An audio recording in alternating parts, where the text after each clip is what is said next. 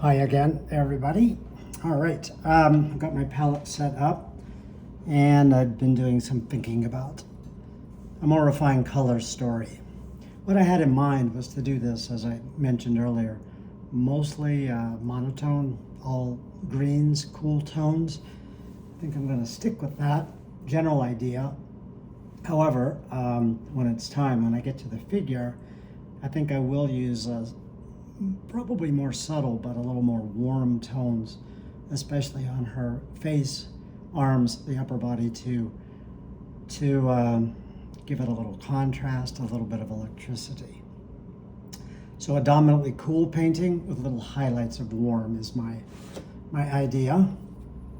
It should work. I have a pretty solid value design, I think, still. Light, dark, light, light, dark, light, dark, light, dark, primarily. Darkest dark will be in the figure, a little bit in the easel, and in this area of the drapery. The number 3 darkest dark value. The lightest, the number 1 value, will be just behind. So in the windows behind the figure, the drapery, and the easel, which will help set up that dominant rhythm of light, dark, light, dark. That will create a center of interest, or a center of focus, that is, primarily just here. Everything else radiating out from that will have a little less saturation, a little less value range. So most of this will be number 2, midtone, and most of the 1s and 3s will happen in here, the lights and the darks. That's the plan. This is as I left it earlier, though, to be honest, I made a couple of tweaks in the drawing, tightened up a little on the easel, just because I think in this area I'm going to want a little bit of specificity.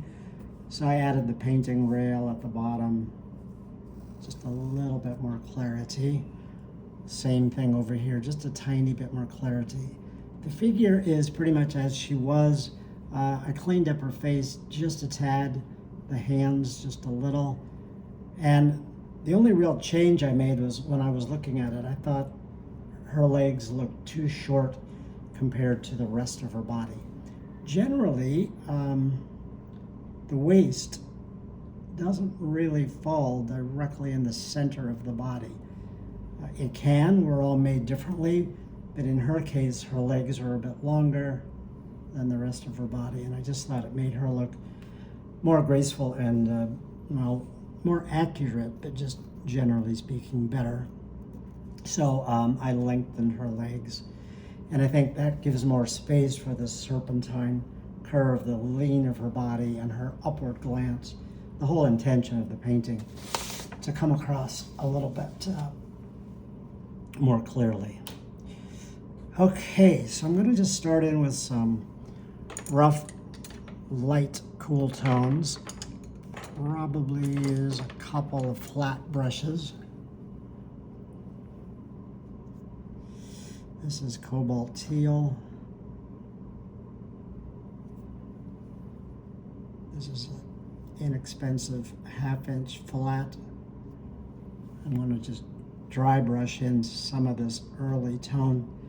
I don't really need to cut around her because she's going to be much darker than all this before I'm done. Why I'm using the flat is because here it's important that I preserve the light in these areas, so I don't want to do anything. I wouldn't want to wet the whole paper in this case, because it would be impossible then for me to keep these edges, which in this area are very important to do. This is some jadeite green. People regularly ask me if I wet the whole paper before I start. No, rarely do I do that. If I'm doing a big wet area, like a body of water or sky perhaps, yeah, I might do that for those areas, but the entire surface of the paper, generally not, because if I do, until it dries, you won't be able to preserve any edges at all. there are ways of painting, beautiful ways of painting actually, where you do wet the whole paper and then work up the painting from that basis. That is to say, the wet and wet first, then you get into the drier and more harder edges as the paper begins to dry. It will work. It's just generally not my technique. But I am not here to say that's wrong or bad or incorrect, because I don't think there is any such thing. So what works for one may not for another, but also what works in one painting may not work for another. This is a little bit of,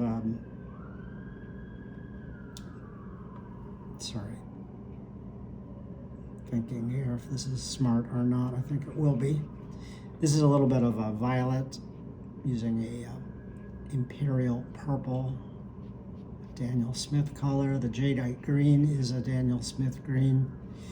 There's a little viridian in here too, and again the cobalt teal blue. So while this is wet, I'm just dropping in some of this violet. The green and violet is one of my go-to complement.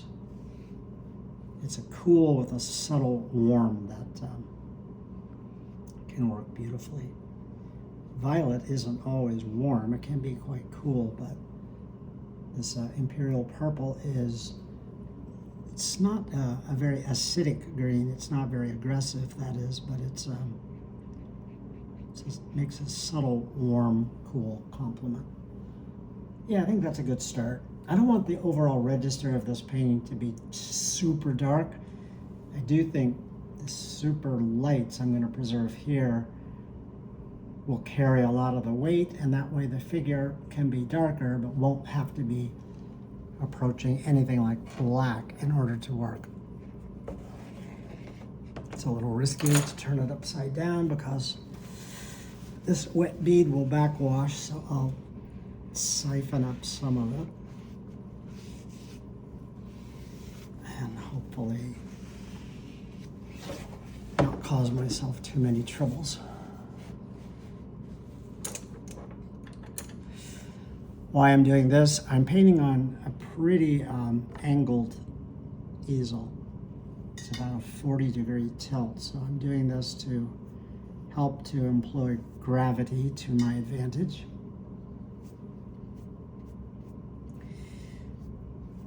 So, as I said earlier, I wanted to get the illusion that there are these big window blinds pulled down at irregular intervals over these giant old studio windows. So I'm using this teal so that they look, I don't want them to be solid like they're blackout blinds, but more translucent that you could see through them a little bit. So they'll be dark around them, but the actual blinds won't have to be all that dark for this effect to work. Not sure what I was drawing there, but I think I want this blind and this bay to be about that angle.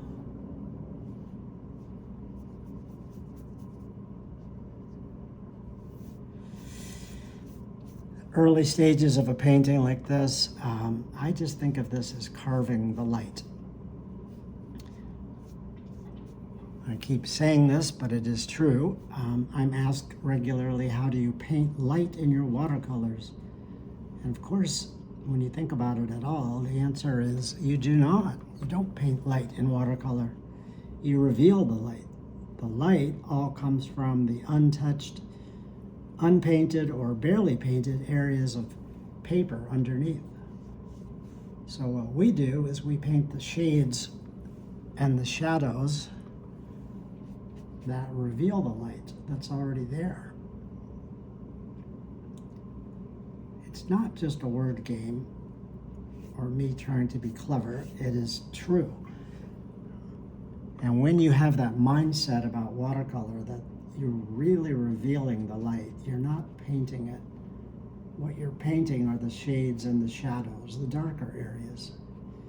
So when you think of it in that way, you begin to have more respect for your shades and your shadows. When you begin thinking about they do so much of the work in my painting, so how can I make them have more presence, more interest? Well, for one thing, you can get away from making them always gray, dark, and gloomy, and start thinking about ways of making your shades and your shadows more luminous, more colorful. Something can look dark and still have a lot of luminosity, transparency, and color. It doesn't have to just be sad and gray or black. In fact, in watercolor, it rarely will be. So I work my paintings up from the lightest light to the darkest dark. Of course, we know that the paper is the lightest light. Now, that doesn't mean if you paint over some area, all the light is gone. If you paint it lightly, such as this, it's painted, but it's lightly painted, so a good deal of light still reads through that in the transparent medium. Once you get darker, it's still transparent. There's still some light, but not as much. And the darker you get, and the more you approach opacity, the more the light you lose. So that's just one big initial wash where I'm starting to understand where I'm going with this and studying, analyzing my value design, which was a mid-sized area of light, a large area of light behind the figure, and a small area of light over here to balance, and then a dark area, and a dark area. And I can see it. I think generally it's working, but I'm analyzing if I need all that much white. I think I do behind the figure. This area I think is fine, but I'm wondering if here, this much light isn't beginning to pull us out of the painting a bit. It's generally not a good idea to put your darkest darks or your lightest lights along the edges of the painting. You can do it, but it's often a recipe for compositional disaster. So I don't think I'm facing a disaster here, but I am wondering if it might not be better if I eat away at some of that light to help concentrate the contrast in the focal area of the painting. So yeah, I don't think I need to worry about it yet. I can do that later, but I think I will do it later because I want to make sure if I tone over that, I don't go too light or too dark. I want to just do it once and be done with it. But I think until I work up some additional values, I won't know exactly how dark I need to go there. So I'm going to use the hairdryer, which I hate, but I'm going to just dry this off and keep moving as quickly as I can. So I'll be right back. Pardon the noise.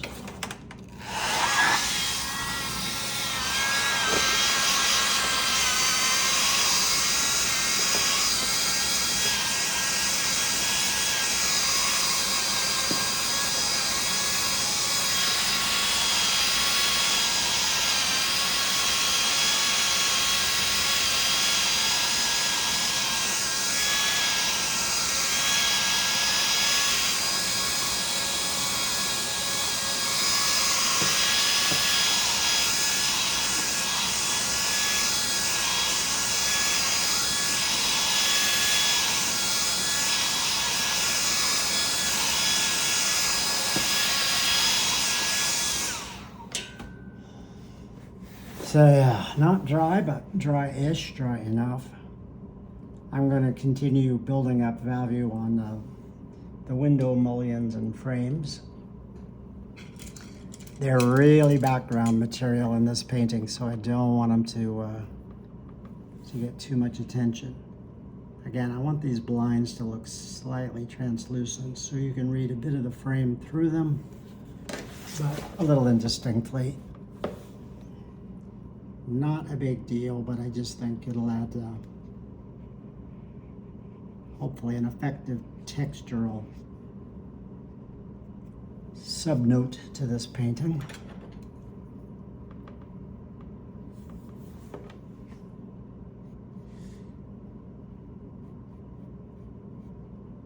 for these kinds of shapes, I'm just using a series of different sizes of flats and applying the paint in sort of a dry brush manner. So I get these skip marks, aerated bits that it's so characteristically watercolor, but I think it's a beautiful way to imply detail without actually showing it, and really enhancing the textural atmosphere.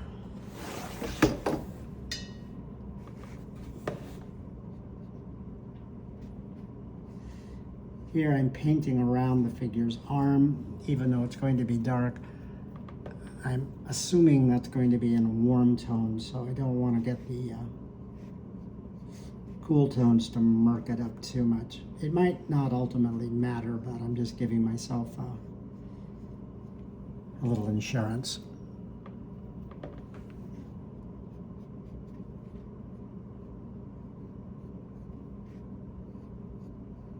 Here in the more focal point of the painting, I'm using jadeite green, Viridian green, and dropping in just a little bit of Van Dyke brown, just a little bit of warmth. So it's still green, it's still cool, but it's approaching a more neutral olive look, just in the center of the painting.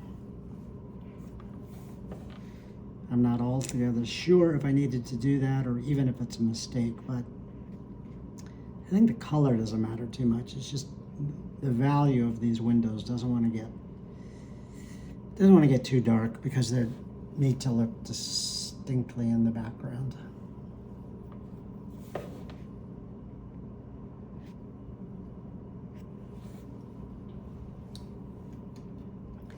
So yeah, I want to keep the background of this painting really intentionally scruffy and loose, sketchy.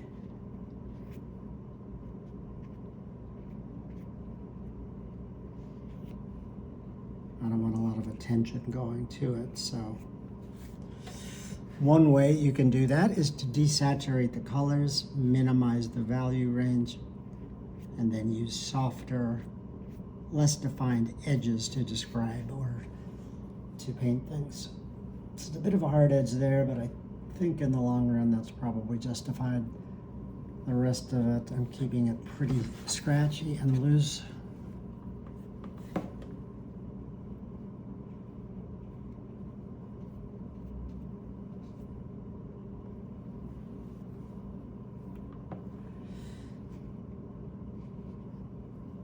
What's on the floor? I don't know. I couldn't care less.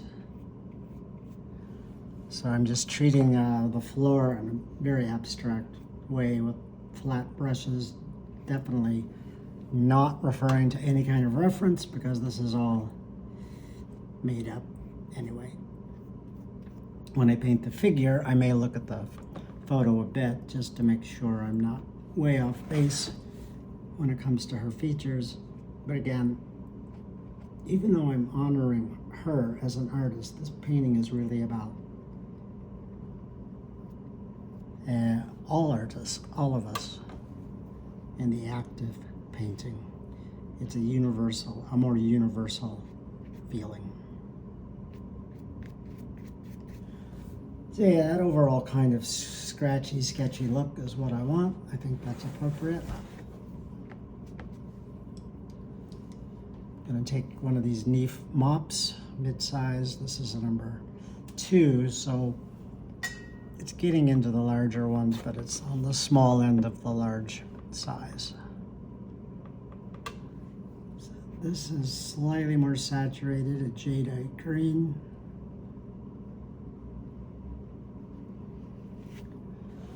As it gets to the top of the image, I want to, I dropped in a little teal. I want to de-emphasize the top and then really emphasize this part where it's going to get the most area of contrast.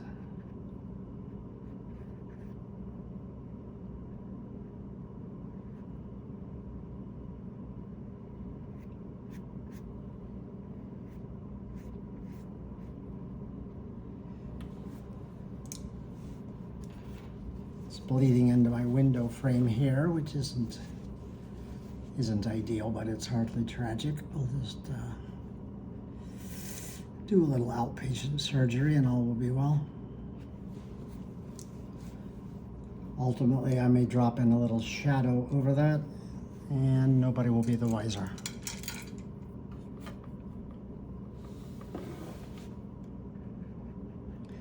But those are the kind of things that just happen in watercolor that I think no matter how experienced you are, you're never going to, I mean, I could have anticipated that because I just painted that, so I knew it would be wet. But what I'm saying is just being able to assess whether something is an actual problem or just a minor nuisance is a very helpful skill set that definitely comes in time.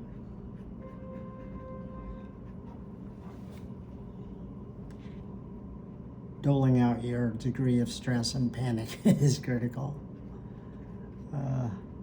And in the long run, it doesn't matter. It's just a painting.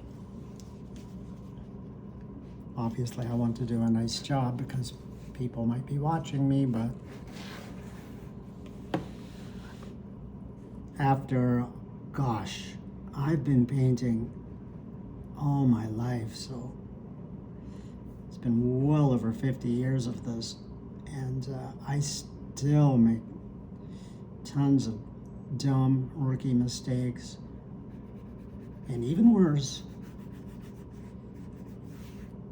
when everything seems to be going right, I can still do very bad paintings that still surprise me that they went so wrong. I'm surprised less than I used to be. Usually there's a pretty good reason something went so wrong. But there are times when it's kind of out of your hands too. Oh, I dropped in a little perylene green. Got all these different greens in my palette, so that I don't normally keep there. I usually don't have perylene or viridian just sitting around, but it's a beautiful dusky deep green, and I dropped it in here where I want sort of maximum contrast. Yeah, so what I was saying was things just go wrong sometimes. The paper may foul up on you, or who knows, maybe you've just messed up in some way you didn't anticipate, and it happens all the time.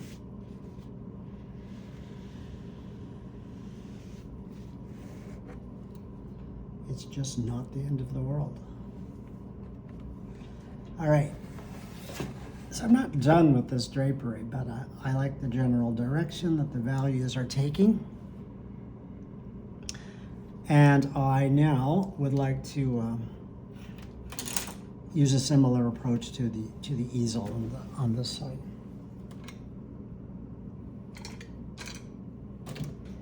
Would have been smart for me to load my palette first.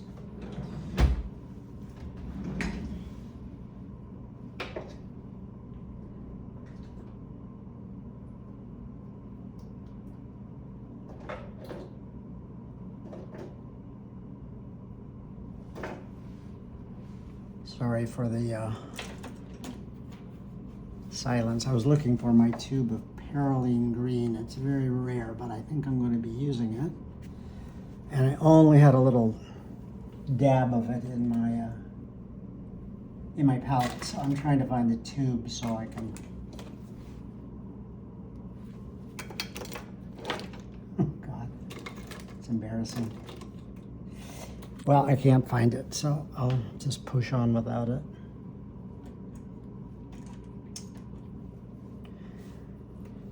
So, as I'm always saying to my eager students, color is so often the question, and it is so rarely the answer. Usually what your painting needs is a better understanding of value, not a better comprehension of color. Not always, but very often.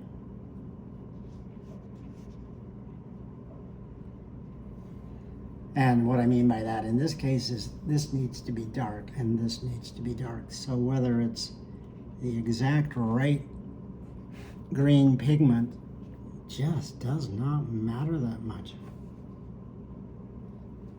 We worry so much about what brush to buy, what pigment should I get? And yeah, it's interesting. It does make a difference. I can't lie and say it doesn't.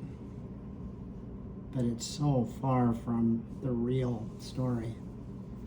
The more time we spend worrying about techniques and materials, the less time we're spending thinking about the important things, which is ideas and expressions and intentions. Many of us would do well, myself included, and I've done this, to just paint with one or two colors, just excise colors from your life for a while altogether, and just concentrate on your ideas, on your intentions, and on your values. Some years ago, I determined that I just had a very bad handle on, I thought I had a good handle on the values of my paintings. But when I'd see them all done, especially when they were photographed, I was often just very stunned by how monotone they looked. And what was happening to me, I can't speak for you or anyone else, but I was just being seduced by beautiful colors or lovely color combinations, and all that's really interesting, but I was missing the thread. I was missing the big story. I was missing a really clear and communicative value design. So often it was embarrassing. So I just did an experiment where I went on a color diet. I just took myself off colors completely. I made myself paint for a couple of weeks, 2 or 3 weeks, with just one and then two colors, maybe a complement.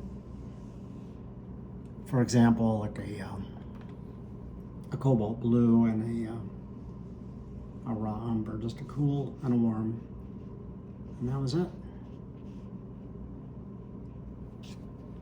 So when you take color out of the equation and you just concentrate on value, it's amazing what you can learn. And I did. I just don't regret doing that. I learned so much. Then gradually I began to reintroduce color back into my work, but it literally just made me think about value more than I ever had before, or at least be conscious of it constantly. Because like I said, I thought I had a pretty good handle on it, but I was wrong. I did not. So it's when I developed my system of painting design, my criteria that I looked for in a good painting, my own or others. First and foremost is the intention. Second is the composition. Third is a really strong value design. And fourth, last but not least, a communicative color story. What I was doing was what I see many aspiring painters do, which is just using too many colors often, just throwing every color in the book at your paintings just because you like them or you think they're pretty or something. And obviously I understand that, but it is just not the way to go. Anybody who cooks at all is very aware that you can't throw every ingredient at every recipe and expect it to taste great. You have to know what combinations work, what doses are better, everybody's palette is a little different, that's for sure, but nonetheless.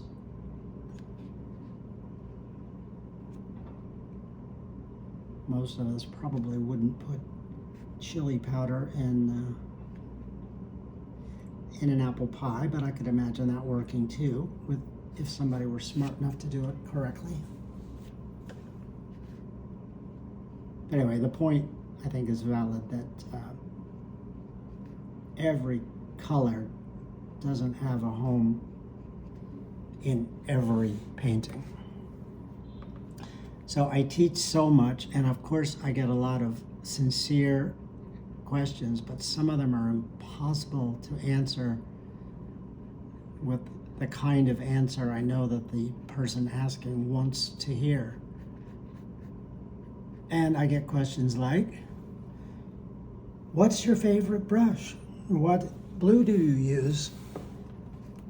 Which colors should I buy?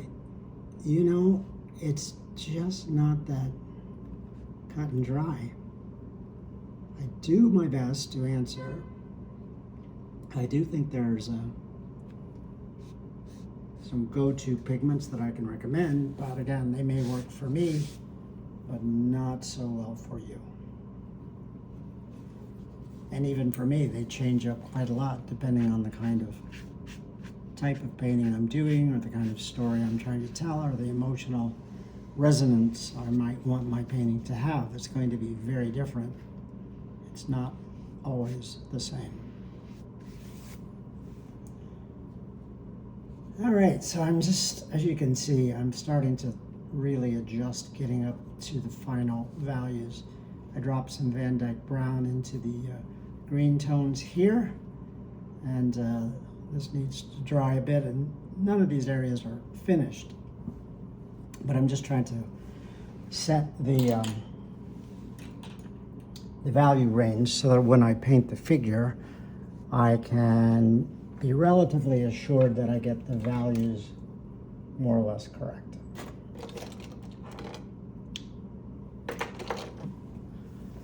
This needs to dry just a minute. I'll be right back.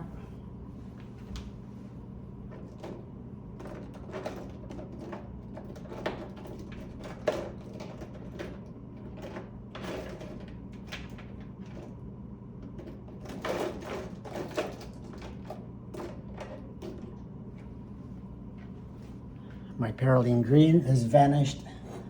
I can only assume my dog stole it. Highly unlikely, but I gotta blame somebody.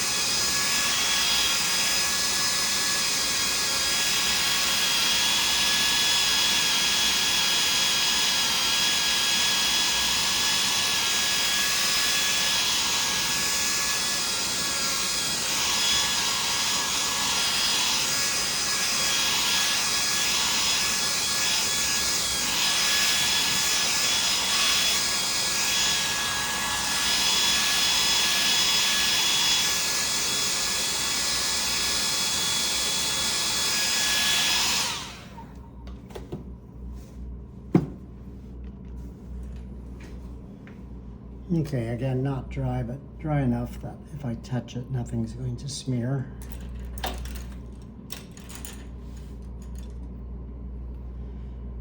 Now, the goal here, like I said, I want to introduce some warm tones into the figures, primarily the arms, neck, face, the upper body, but I also want her to look backlit.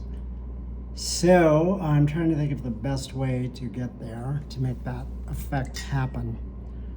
I think perhaps I will paint her first in a fairly straightforward way. Then I will come back later and probably glaze over her, the whole figure when it's dry, with a shadow tone. I think that should work. So I'm using this very small mop. warm tones. This is a burnt sienna light.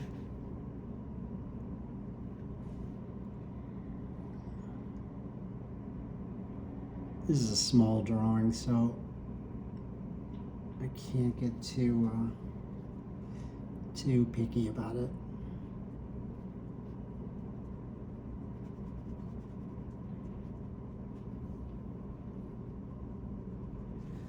The one thing I know that I'm going to want to do is wherever there's some shadowing on the skin tones, under the cheekbone and where the chin casts a shadow on the neck, etc. I'm going to be using some of this cobalt teal.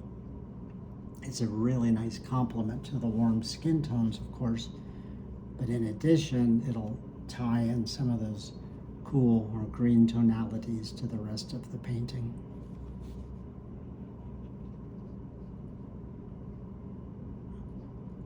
I very often do that when I'm painting figures, use this combination of warms and then cools, depending on the skin tone. But the cobalt teal is one of the cool tones that generally tends to work pretty well with the warmer skin tones, whether they're light or quite dark.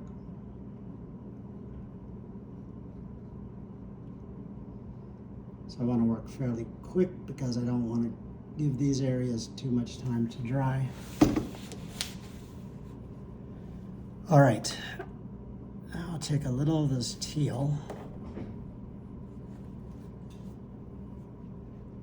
and drop it here.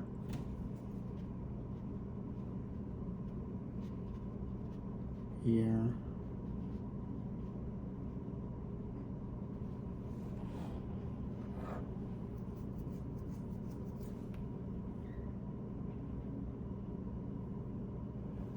Again, this is a very small drawing, so trying to get too sophisticated or specific is kind of self-defeating.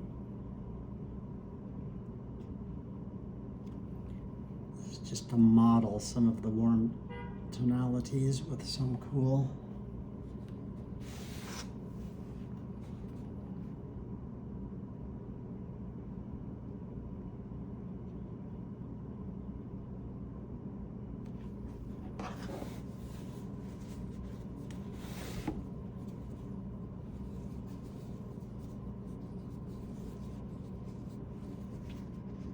Not terrible, but with the end of a paper towel, you can reintroduce a bit of light.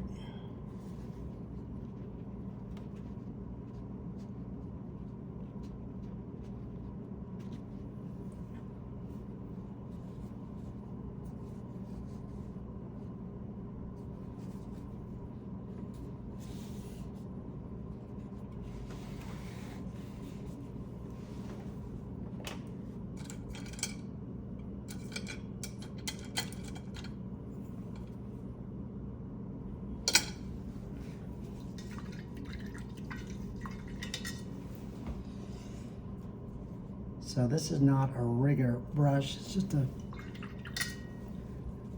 very sharp pointed brush. I don't even know where I got this. Any manufacturer would do. This happens to be a fairly inexpensive Winsor Newton brush. It just has, it's new, I hadn't ever used it, it was sitting here. I thought at this scale it would probably be helpful for doing any kind of detail work on the face.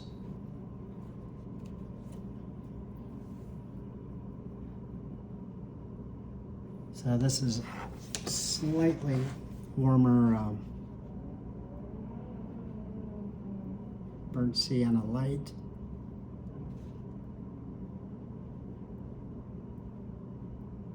This is like miniature painting, it's so small.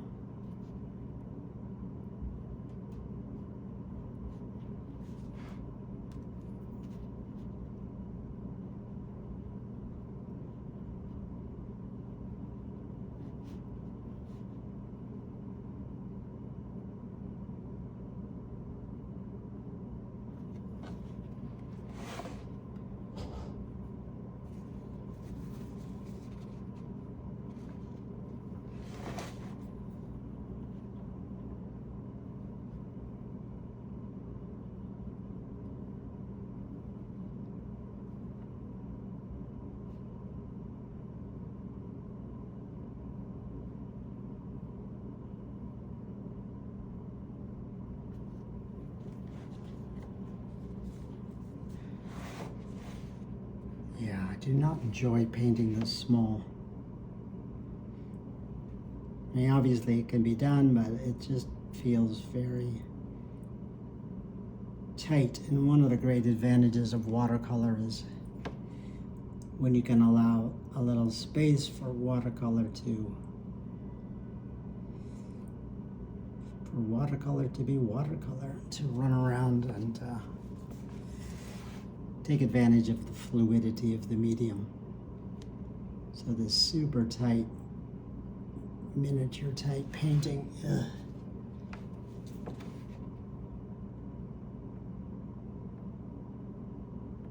but I don't need to do much. I just have to get the gist of the face.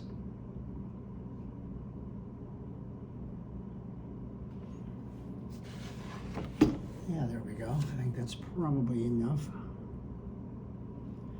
Clearly, if I were doing a proper portrait, zooming in, it would be a very different story.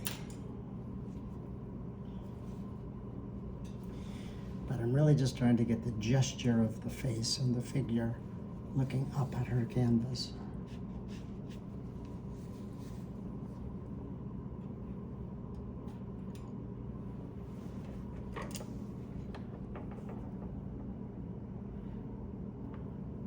We'll use a bit of the skin tone and darken it with a little Van Dyke brown.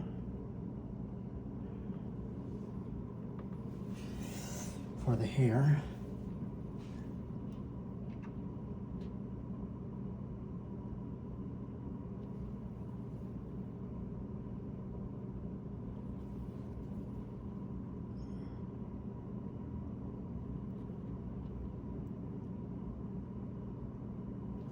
I really love painting hair. It's when done well at all in watercolor, it can look so beautiful. It's one of those things, of course, that's impossibly easy to overpaint, to do too much. So I'm trying to keep it simple and gestural and not too overly specific.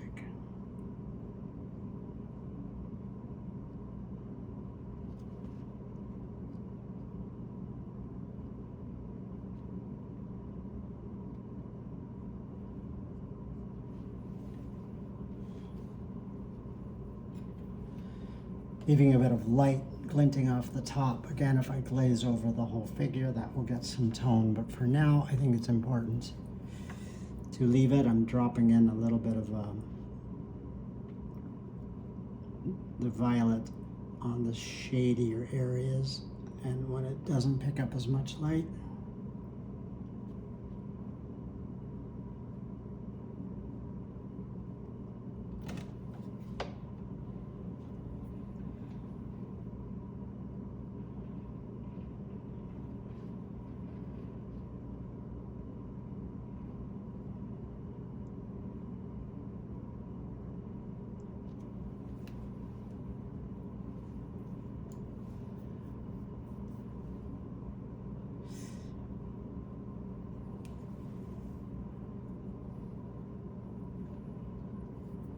as this begins to dry. Again, it's this dance between a little bit of clarity and detail and a little bit of gestural looseness. I just don't want it to tip too far over into the detail or overly tight range. So yeah, bit of a balance. Bit more cool tone to intensify the shadows under the chin and along the neck.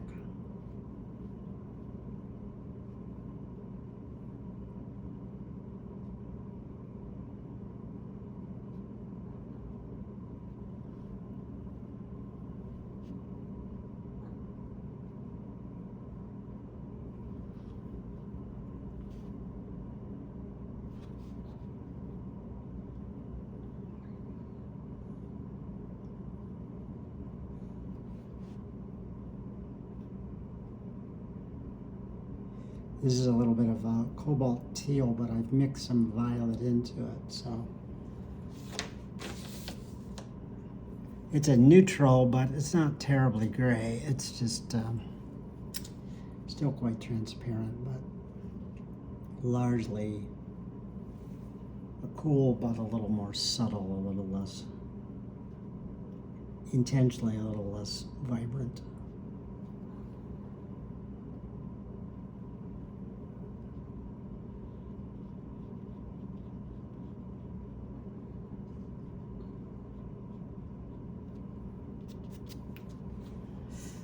Okay, now I think overall I'm fairly happy with the figures so far. In keeping with the theme of this painting, I was intending to make her baggy trousers somewhat similar to the way they look in the painting, dark. I don't know if I want to make them dark cool, though. I think I want to make them a dark brown, a warm tone. I think that'll be more in keeping. It'll be a subtle shift. It'll tie into some of the other warms, but also make her a bit more of the star of the show with the warm skin tones up above and the dark warm tones of the trousers.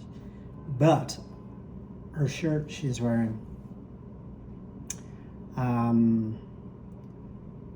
yeah, I think it needs to be cool, but the denim doesn't work for this painting too well. I want it to be a greener tone. I think I'm going to go with the teal.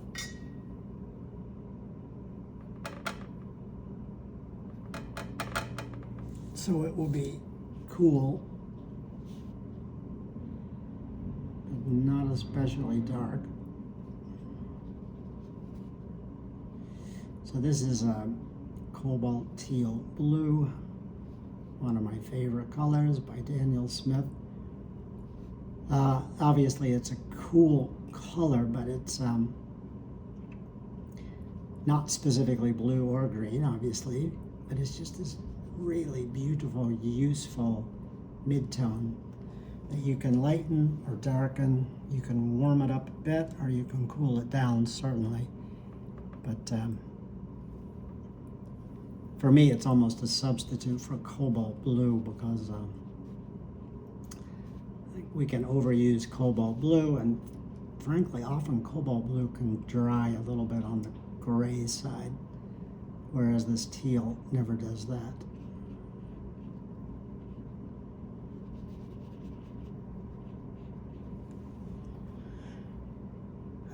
Yeah, I think it was the right color to go with, but now I want to drop in some modifiers to get it a little more rich. So I think I will use some green. This is just Viridian that's in my palette. It's a little murky.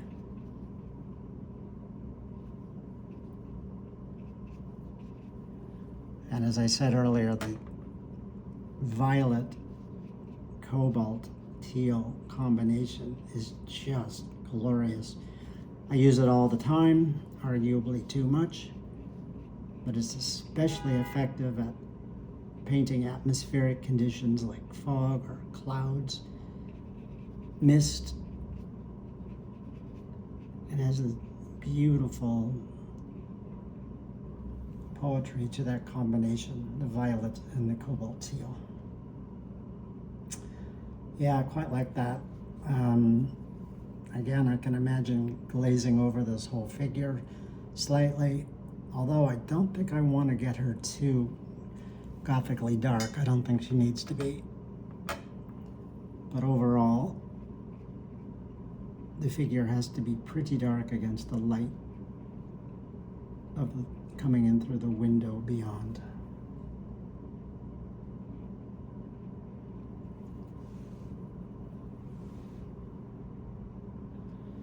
So for the trousers, again, I think I'm going to use Van Dyke Brown, warm. I'm just going to tone it down a bit of violet and neutral tint. So it's a pretty neutral color I'm using for the lower part.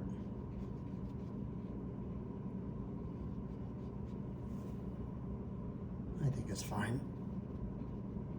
I want it dark, but also fairly neutral.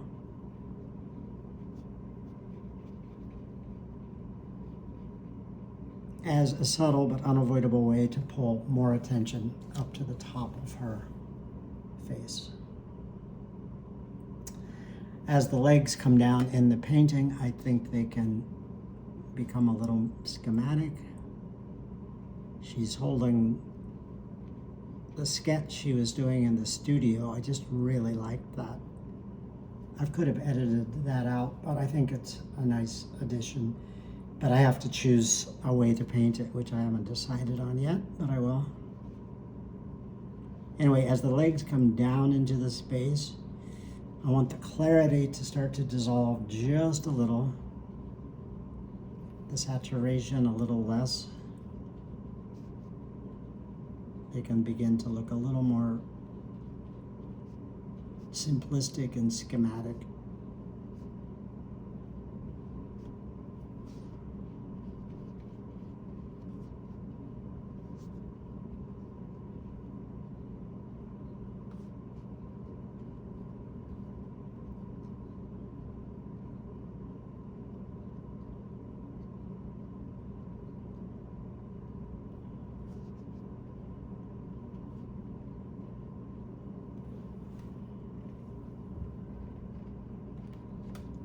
You'll notice I started to paint the trousers while this shirt was still wet. That was on purpose because I wanted them to bleed together. Again, it's going for this look that's a little loose, a little tight, all at once. So looking for areas where I can employ the fluidity of the medium to sort of offset the tightness and specificity of other parts of the painting. I think as an approach, it speaks to my aesthetic, and it's very much the kind of look I'm usually going for, which is a combination always of two things. Two different things meeting on the surface of the paper, trying to find resolution. That defines my whole way of painting. Warm versus cool, light versus dark, horizontal versus vertical, and then specific versus general, tight versus loose, detail versus abstraction. All these things playing together, if done well, and if you're a bit skilled and a bit lucky, can just make for a really interesting painting. I believe. It's my theory. I'm sticking to it. Doing the same thing here with the bottom of the easel, just scraping in some idea of reflections in the floor. Same with the bottom of her feet as they reach the floor. Not too detailed, not too specific. A little bit loose and gestural to really make more of a celebration out of this.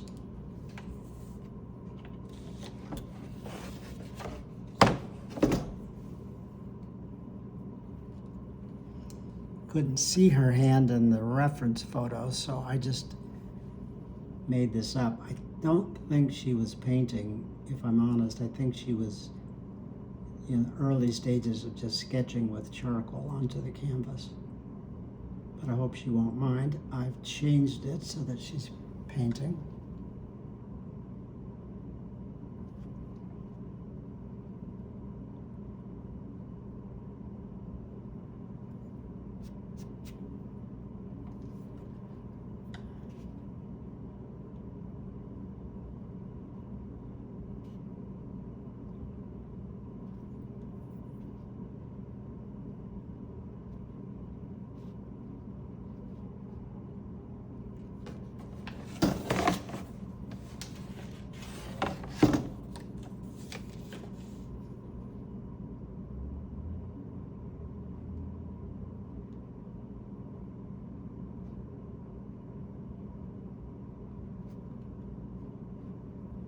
And I love to paint hair, but I don't want to overdo it. Keep it pretty fluid. Okay, this is the focal point of the painting, so of course any kind of specificity has to happen here, not here, but definitely here. So there'll be some folds and shadowing on the shirt. I'm going to dry her off a bit. I'll do that.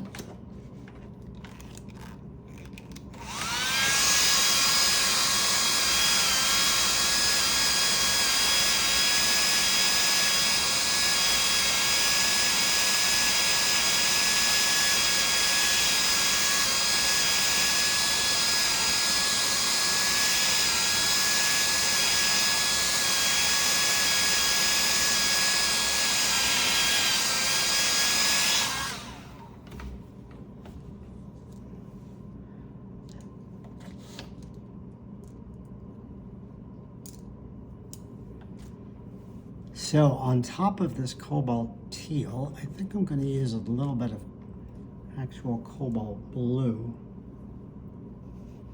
to paint in some of the shadowing.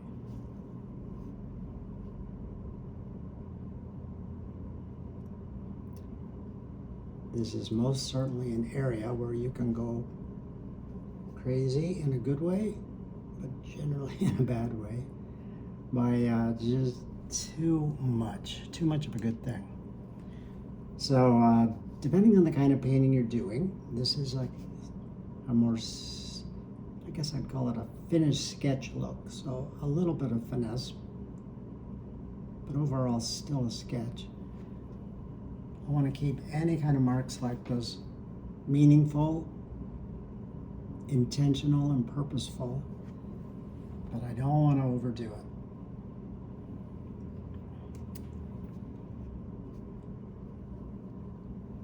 I can be extremely guilty of overworking an otherwise pretty good painting, and I've been working assiduously for years to not do that.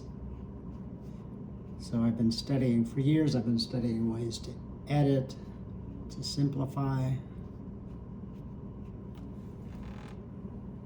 to do more with fewer brush marks, more information. Sounds good, but it can work. I'm here to tell you, it absolutely can work. So on top of those wettish cobalt blue areas, I'm dropping in here and there just a little bit of cobalt to intensify the green. Maybe a good idea, maybe a bit too much, but I think it works.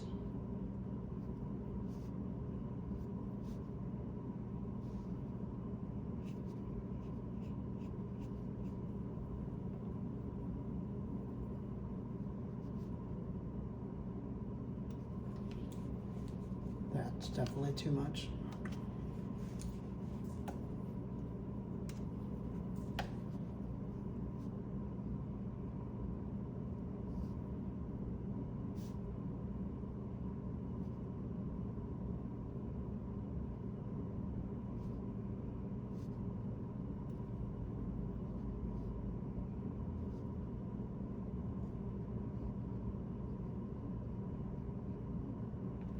Painting folds in clothing is, if you have access to any kind of life drawing classes, even online, they're really worth it. I go to as many here in New York as I can, where we just spend evenings sometimes painting models, but it's the clothing, the draperies and the clothing, picking up the lights and the darks.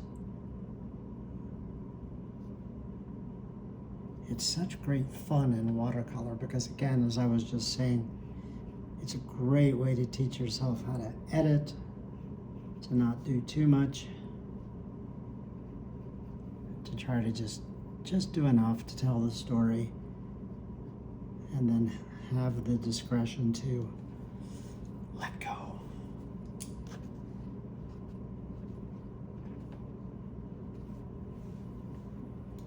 Generally, that's okay. I think it definitely wants a wash over it all to tie all these areas together. I think her shirt looks a little mottled now, but I think a unifying wash over will tie it all together. So when she becomes a little more dry, that's exactly what I'm going to do.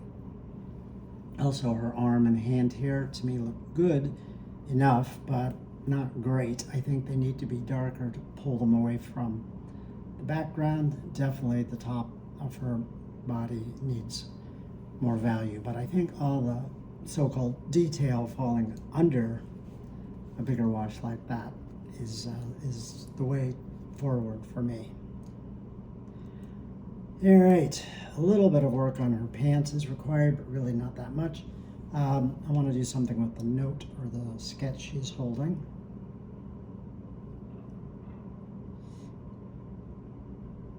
This is where I wish I hadn't looked at the reference photo. It's just a piece of sketch paper, but it could be any color in reality.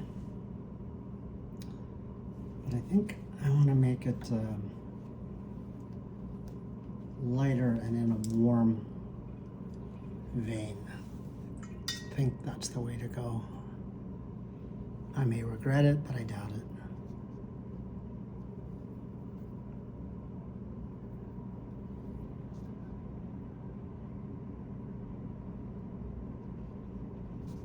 So this is just raw umber. Just a mid-toned warm color.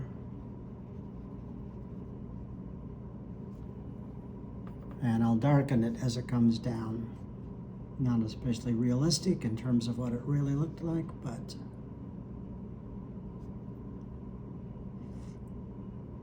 we're not painting reality, we're painting our painting, which has its own reality.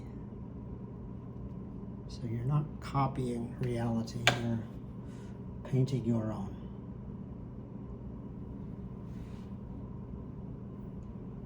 So I'll give some folds and character marks to the pants, but I really want to keep that minimal. I think her stance is the main thing, and that's overall generally working pretty well. Just don't want to over detail anything, but definitely not this far down into the painting.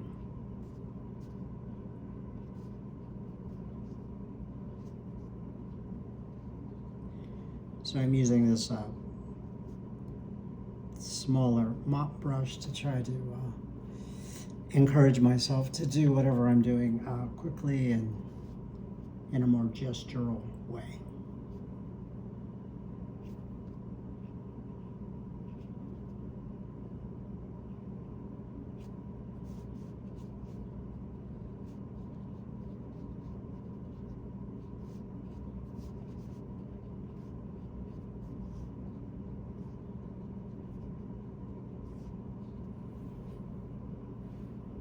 Yeah, it looks okay.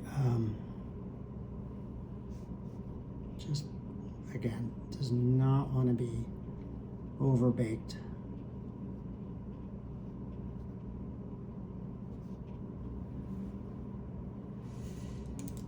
So I kind of killed that melding of the top to the bottom, but I think when I wash over all this, I can reclaim that.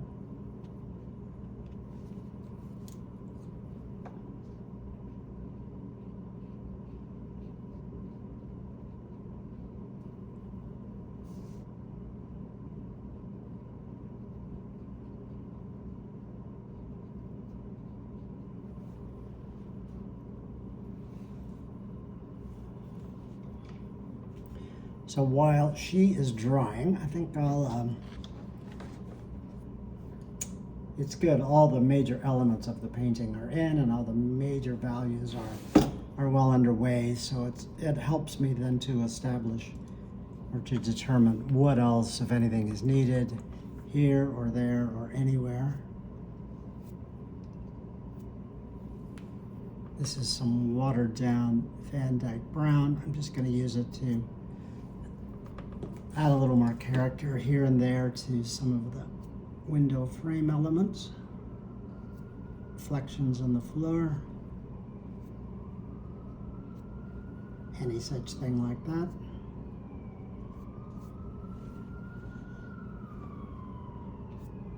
It's an art studio, so I'll add a little more grunge and grit, because I've never seen a clean one.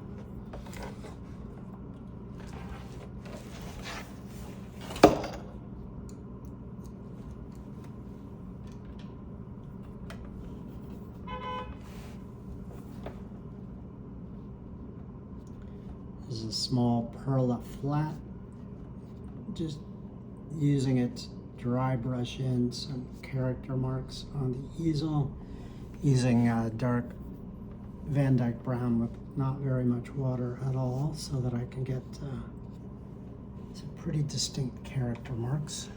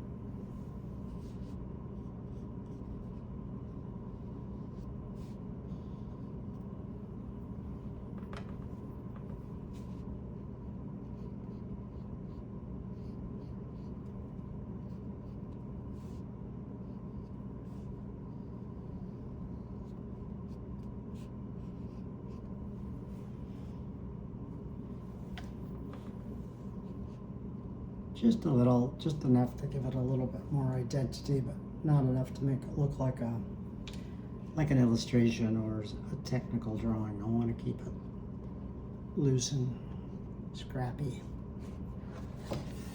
I want to do the same to the drapery over there, but that should be relatively easy.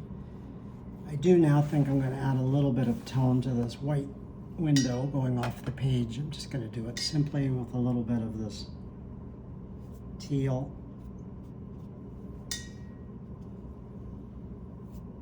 just to reduce some of the pure white on the edge of the painting.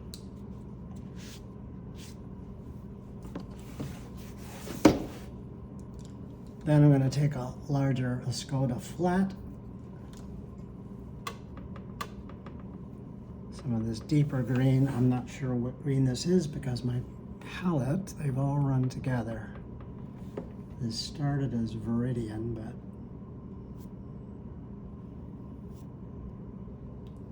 but again, it doesn't really matter. I'm just adding some grit, really, texture to these window blinds.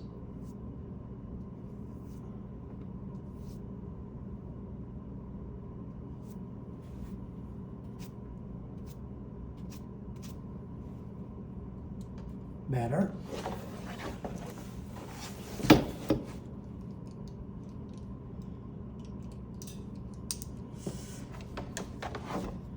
Now I want to take some of this flavor that I used on the easel and add some fold lines in this big drapery on the right side.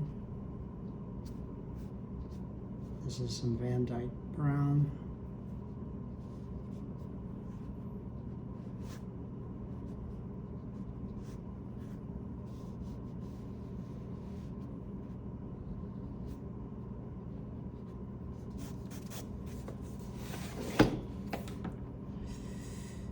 Again, this is not the focal point of the painting by any means. This is just to carry some, primarily just to carry some dark value to help balance out the composition. So the last thing you want to do, just like on this easel, is to get too descriptive or too specific.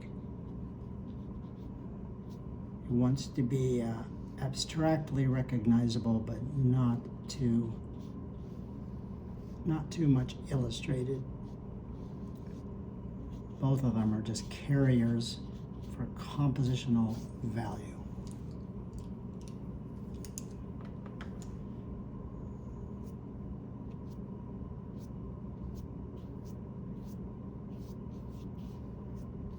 Mess up the ground level so you can't really tell where it stops.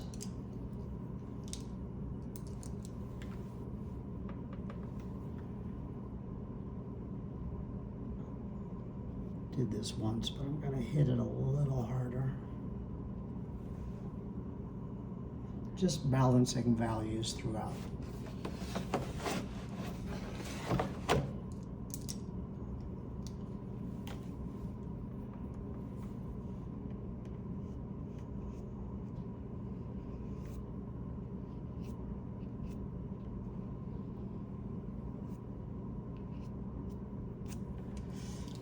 So just about out of time. I want to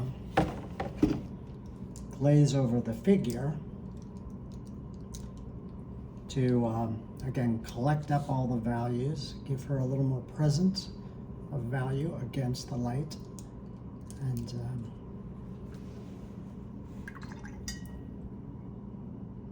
hopefully tie in this family rhythm of dark, light, dark, light, dark. That said, I need to be a little more careful with her and not just dump on some violet or dark browns. So I'm going to start the wash with a little bit of warmth at the top. So this is burnt sienna, pretty watered down, but nonetheless. I'm just going to go over everything and hope this isn't a mistake.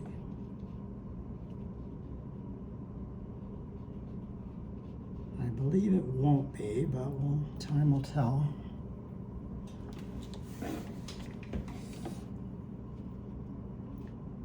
The hand and arm would definitely need a bit more value to pull them away from the background.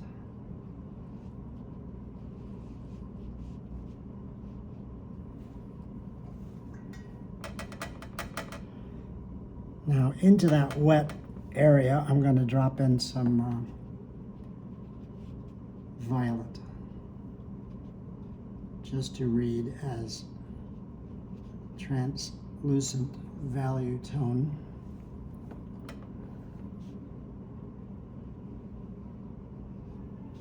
I'm going to go over our entire body.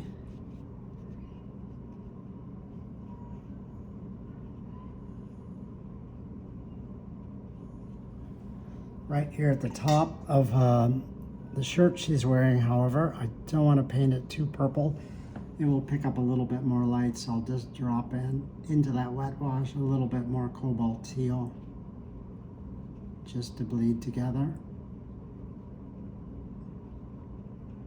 Just the way I started the top of the head with burnt sienna. I didn't start with violet.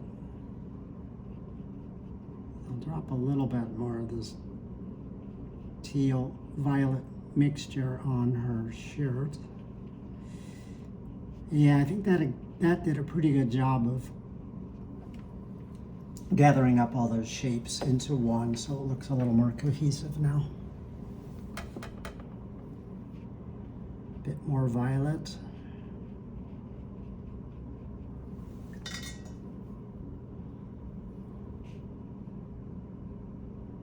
It's violet, but a little bit of burnt sienna mixed in to keep it a little warmer for her hand and arm and sketch.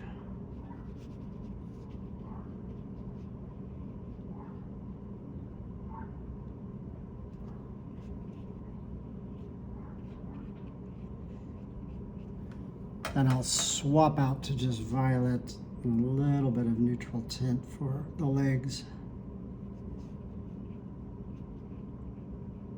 And I can reclaim that effect that I liked so much before a little bit, where the top just grows organically into the bottom and there isn't a sharp line.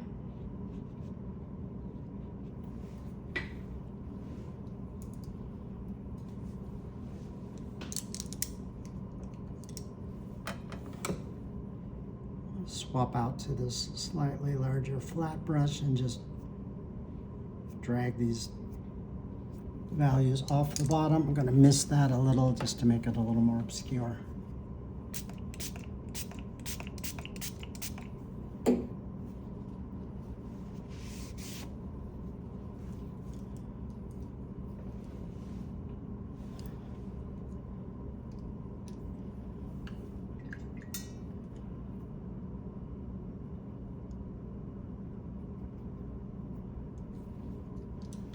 If that's a little wet, I'm going to introduce a little bit of additional warmth.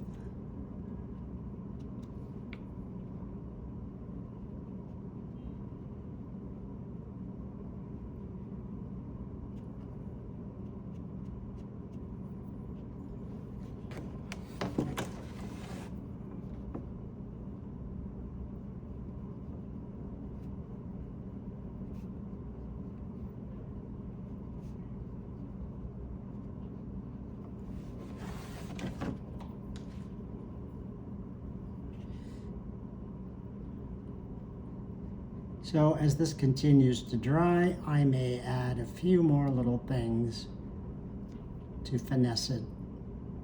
Details, I hope not much. I like the overall flavor.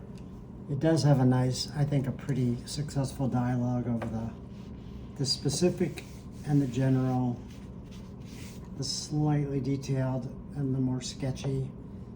I really do like the value story though, the light, dark, light, dark, light, dark. Rhythm really does work the way I wanted. And so there you go, everybody.